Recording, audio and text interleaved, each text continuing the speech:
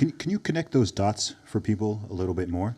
Because I think I know what you're talking about, but I think the jump from going to having a better form of money and then all those other problems that you talked about, family formation, civil unrest, division, familial breakdown, all those kind of things, I think people struggle to connect those dots. So can you kind of walk us through that? Yeah. So, and let me know if I lose you, because these are weird concepts, at least when I try and describe them. But, time and energy, when you say someone's robbed their time and energy, someone's devalued them, stolen their productivity or whatever, however you'd like to describe inflation, it can't disappear. It has to go somewhere else, right?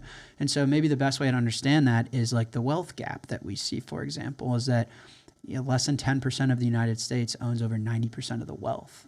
And that's because when you debase the currency, everyone that holds it is getting crushed and is needing to require more time and energy to have a sustainable life. And everyone that owns assets that is being inflated, so when they print money, your house gets inflated, your Bitcoin gets inflated, all these things get inflated.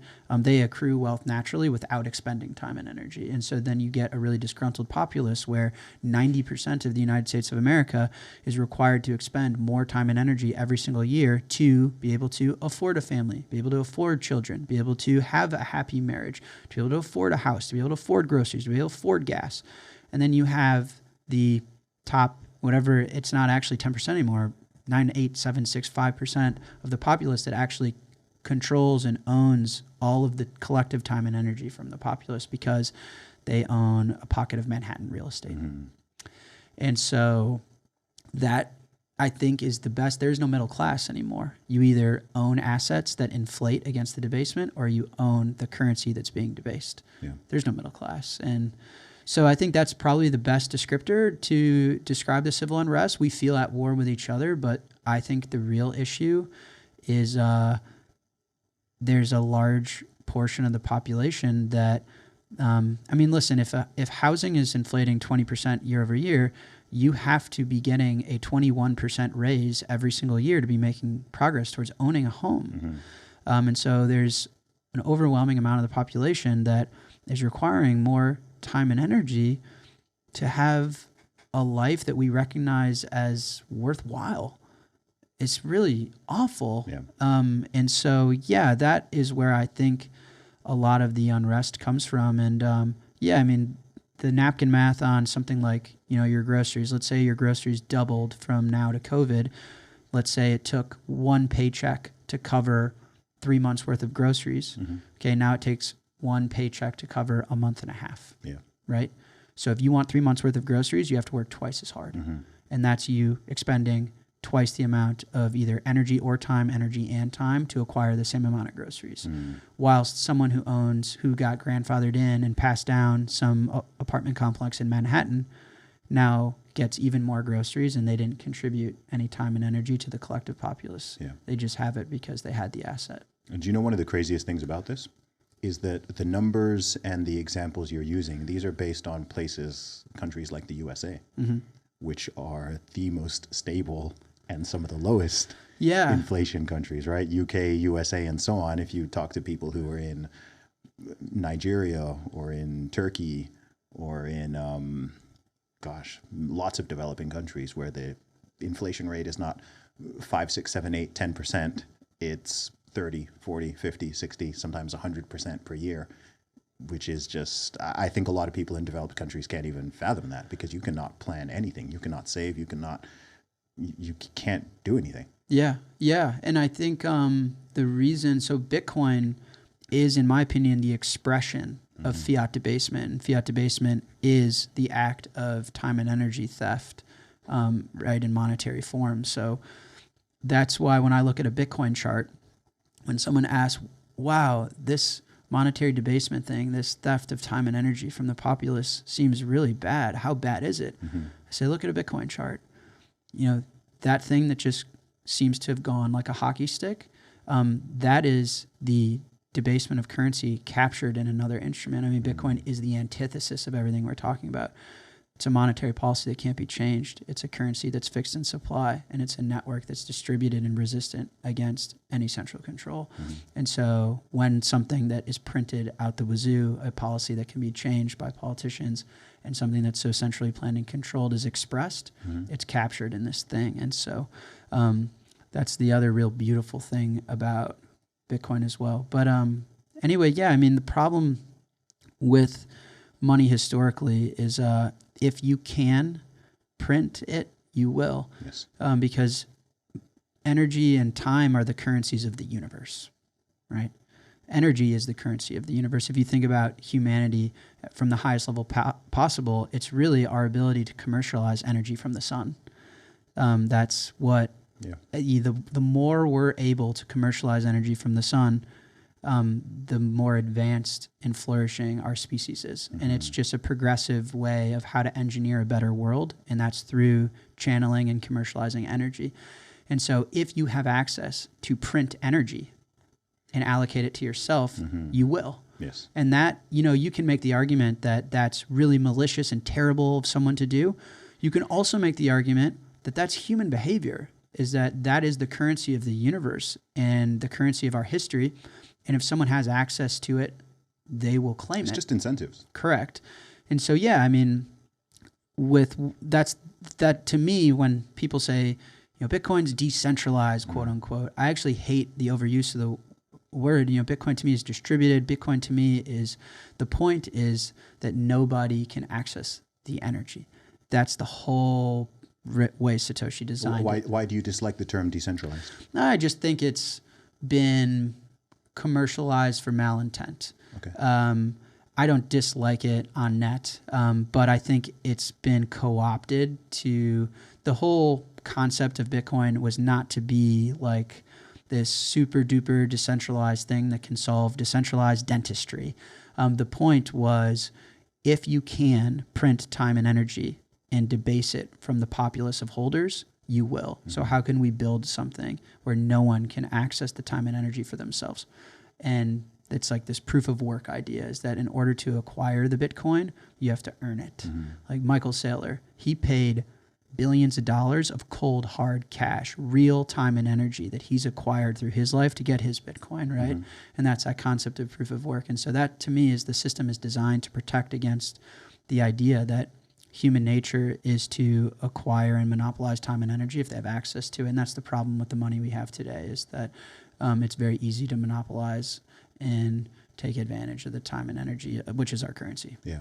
One question I do have about Bitcoin, and I say this about someone who's super passionate about it and has been for years, Sure. but one thing I do wonder when we discuss some of these issues is, if Bitcoin goes on and does what we both think it's going to do in the future, and let's say Bitcoin reaches $1 million. At that point, do we not now end up with a society where we still have this gigantic, perhaps even bigger wealth gap, but now the people who are uber wealthy are just different people? Do we not, is that not a situation that we end up with? No. Okay. Well, I don't believe so. Okay. There certainly will be wealth created. Now, you can have an argument on whether that wealth creation was deserved and earned, right? Is someone early to Bitcoin deserving of the wealth that's being transferred and new wealth that's being created? And there's some people like, no, they're just sitting on their couch, right? That's Dave Portnoy's friend of mine is like, you just sit on your couch for the last 10 years. And then I make the argument that's the opposite of that. That I think can be debated in good fun. But the interesting thing about Bitcoin, and the point, is that you have to put in real work into society to persist the wealth. So even if you have a lot of wealth, your wealth is going to bleed. So let me give you an example. I live on Bitcoin. Okay. I don't own any cash. I own only Bitcoin as far as money goes. I own Bitcoin, my house, my company. Those are the three things I own, nothing else. I also don't take a salary from my business. So I live on my assets. I have to sell Bitcoin every single month to pay off expenses. The way I do it is I spend on credit cards, and then every month, whatever I need to pay down, I sell the Bitcoin. And the point of that is that the Bitcoin gets redistributed, right? The only way for me to continue to own the same amount of Bitcoin is if I were to could be earning more than I'm spending. Does that make sense? Yeah. And so even for someone that has acquired a lot of wealth, in order for them to maintain and persist that wealth, they have to be contributing more to society than they're taking from it. That's being profitable, whether you're a business or an individual. You're giving more to the world than you're consuming from the world. Yes. Right? And so that is the difference in the system, where someone in the fiat system, that's not the case. Yeah. Is that if I can print the capital, I'm not actually giving time and energy to the world, but I'm receiving it. Where with Bitcoin, it's a fair exchange. If someone's rich, someone's rich. And if they're able to persist that wealth, that means they're contributing time and energy that society values more than they're consuming from the world, right? Yes. And that's the big switch. So, of course, they'll be upper class.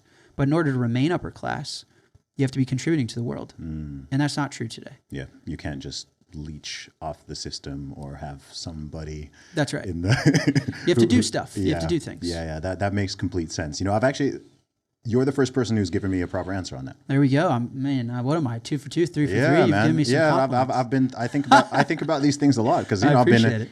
I've been in Bitcoin since 2017, and when I look at it and when I think about that future, I just think, okay, people say they want to solve, you know, you're never going to solve the quote unquote wealth gap problem or whatever. Right? Human beings are different and we're unequal in many ways, although we're equal in, you know, human value, and in God's eyes, I believe we're equal. But you know, people don't work equally hard. People are not equally talented. People are not equal in many regards. So that kind of doesn't make sense. I'm no communist. But yeah, I have always wondered. Okay, let's look forward into the future. And you know, you've got guys who got into Bitcoin at 2009, 2010, whatever. You know, they just kind of stacked it up. Then and then you know can kind of just sit on it. And then we get to a point where. I mean, it's interesting when you say Bitcoin being worth $1 million, the immediate question that even comes to my brain is like, what's $1 million worth? Yeah. At that point, right? But then I just think, yeah, won't we just end up with the same scenario, but the guys at the top are just different guys? Yeah, so that's a very solid answer. Yeah. That's a very solid answer. What you see in Bitcoin adoption is, so in markets, in life generally, with more demand comes more supply. So the reason I can't store my time and energy, which is my wealth, in iPhones is because if all 8 billion people wanted 20 iPhones, Apple will just make them. Yeah. So there's more demand, more supply. Bitcoin's the only thing in the world where more demand can't find more supply. And that's why more demand has to find a higher price.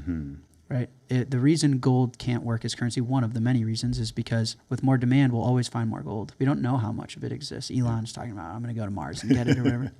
And so if more demand has to find higher price because it can't find more supply, then what you see happen is a redistribution through the price cycle. So price gets up to a high enough point where the people, to your point, that have been sitting on the couch, they do get cars, they do get homes, they do get engagement rings, they do get stuff.